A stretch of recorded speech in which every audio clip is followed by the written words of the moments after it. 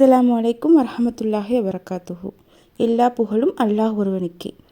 அன்பான சகோதரர்களே சகோதரிகளே, திருக்குர்ஆன் என்பது வெறுமன ஓதுவதற்காக மட்டும் அருளப்பட்ட புத்தகம் அல்ல.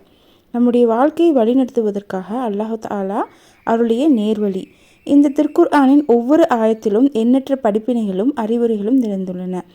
இன்றைய பதிவில் திருக்குர்ஆனின் 2வது அத்தியாயமான அல்-பக்ரா சூறாவில் இருந்து சில ஆயத்துக்களின் அர்த்தத்தையும் அவை நமக்கு சொல்லித்தரும் பாடங்களையும் எளிமையாக பார்க்க போகிறோம். சூரத்துல் பக்ரா 2வது ஆயத்தின் விளக்கம்: இது அந்த வேதமாகும், இதில் எந்த சந்தேகமும் இல்லை, இரையச்சம் உடையவர்களுக்கு இது நேர்வழி காட்டியாகும். இதனுடைய விளக்கம்: இந்த ஆயத்தில் அல்லாஹ் தஆலா குர்ஆன் குறித்து மிகப்பெரிய ஒரு உண்மையை கூறுகிறான். இந்த குர்ஆன் மனிதர்களால் உருவாக்கப்பட்ட புத்தகம் அல்ல, இது அல்லாஹ்விடமிருந்து அருளப்பட்ட வேதம். அதனால் இதில் எந்த தவறும் முரண்பாடும் சந்தேகமும் இல்லை. ஆனால் ஒரு முக்கியமான விஷயத்தையும் அல்லாஹ் தஆலா குறிப்பிடுகிறான். குர்ஆன் அனைவருக்கும் அருளப்பட்டிருந்தாலும் அதிலிருந்து உண்மையாக பயன்பெறுவது இரையச்சம் கொண்டவர்கள்தான்.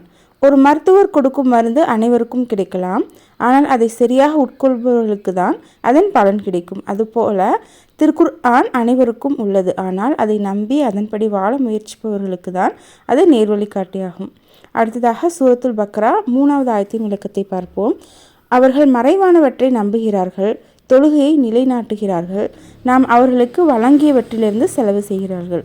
இதனுடைய விளக்கம்: முந்தைய ஆயத்தில் கூறப்பட்ட முத்தகீன்கள் யார் என்பதை இந்த ஆயத்தில் அல்லாஹ் தஆலா விளக்குகிறான். முதலாவதாக, அவர்கள் மறைவானவற்றை நம்புகிறார்கள்.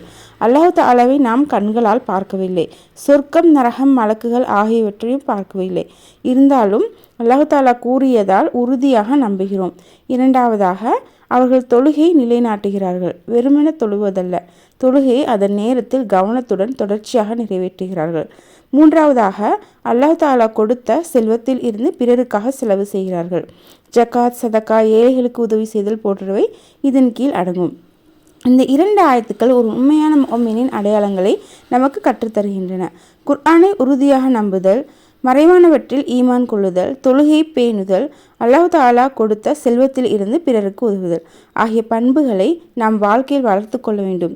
அல்லாஹ் தஆலா நம்மை குர்ஆனை புரிந்து அதன்படி வாழக்கூடியவர்களாக ஆக்குவானாக.